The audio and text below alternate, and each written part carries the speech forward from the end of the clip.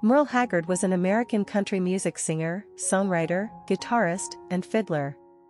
Haggard was born in Oildale, California, toward the end of the Great Depression. His childhood was troubled after the death of his father, and he was incarcerated several times in his youth. Born April 6, 1937, Oildale, California, United States. Died April 6, 2016, age 79 years, Palo Cedro, California, United States. Spouse, Teresa and Lane, M. 1993 to 2016, see more. Children, Ben Haggard, Noel Haggard, Marty Haggard, Janessa Haggard, Dana Haggard, Kelly Haggard. Nationality, American. Merle Haggard, net worth $5 million.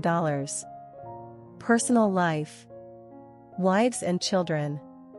Haggard was married 5 times, first to Leona Hobbs from 1956 to 1964.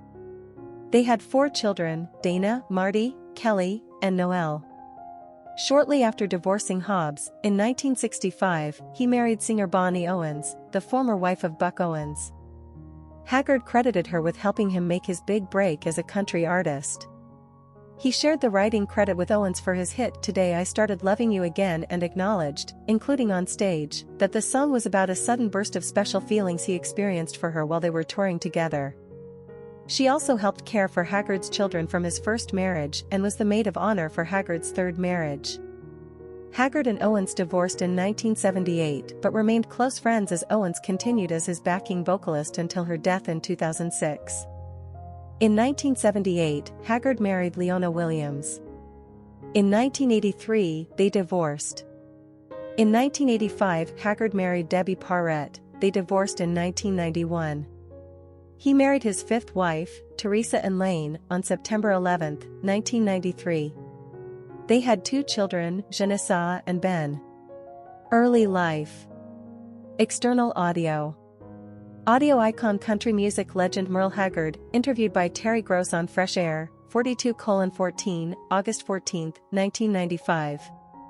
Haggard's parents were Flossie Mae, née Harp, 1902 to 1984, and James Francis Haggard, 1899 to 1946. The family moved to California from their home in Chakota, Oklahoma, during the Great Depression, after their barn burned in 1934. They settled with their 2 elder children, James Lowell, 1922 to 1996, and Lillian, in an apartment in Bakersfield, while James started working for the Santa Fe Railroad. A woman who owned a boxcar placed in Oildale, a nearby town, asked Haggard's father about the possibility of converting it into a house. He remodeled the boxcar, and soon after moved in, also purchasing the lot, where Merle Ronald Haggard was born on April 6, 1937.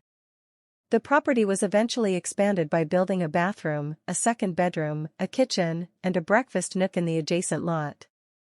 In 1946, Haggard's father died of a brain hemorrhage.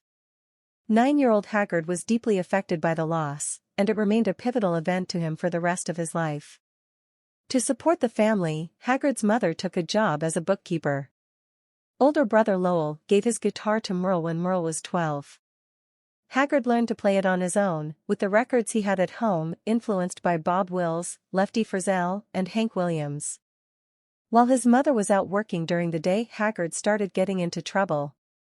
She sent him to a juvenile detention center for a weekend to try to correct him, but his behavior did not improve. If anything, he became worse. By the age of 13, Haggard was stealing and writing bad checks. In 1950 he was caught shoplifting and sent to a juvenile detention center. The following year he ran away to Texas with his friend Bob Teague. The 2 rode freight trains and hitchhiked throughout the state. When they returned later that year, the 2 boys were accused of robbery and sent to jail. This time, they had not actually committed the crime and were released when the real robbers were found. The experience did not change Haggard much. He was again sent to a juvenile detention center later that year, from which he and his friend escaped and headed to Modesto, California. There he worked a series of laborer jobs, including potato truck driver, short-order cook, hay pitcher and oil well shooter. His debut performance was with Teague in a Modesto bar named Fun Center, for which he was paid $5 and given free beer. In 1951 he returned to Bakersfield, where he was again arrested for truancy and petty larceny and sent to a juvenile detention center. After another escape, he was sent to the Preston School of Industry, a high-security installation. He was released 15 months later but was sent back after beating a local boy during a burglary attempt. After Haggard's release, he and Teague saw Lefty Frizzell in concert. The two sat backstage, where Haggard began to sing along. Hearing the young man from the stage, Frizzell refused to go on unless Haggard was allowed to sing first. Haggard did, and was well received by the audience. After this experience, Haggard decided to pursue a career in music. At night, he would sing and play in local bars, while working as a farmhand or in the oil fields during the day. Married and plagued by financial issues, in 1957 he tried to rob a Bakersfield roadhouse, was caught and arrested. Convicted, he was sent to the Bakersfield jail. After an escape attempt, he was transferred to San Quentin Prison on February 21, 1958. There he was prisoner number A45200. While in prison, Haggard learned that his wife was expecting another man's child, which stressed him psychologically. He was fired from a series of prison jobs, and planned to escape along with another inmate nicknamed Rabbit, James Kendrick, but was dissuaded by fellow inmates. Career. Early career. Upon his release from San Quentin in 1960, Haggard started digging ditches for his brother's electrical contracting company. Soon, he was performing again and later began recording with Tally Records. The Bakersfield sound was developing in the area as a reaction against the overproduced Nashville sound.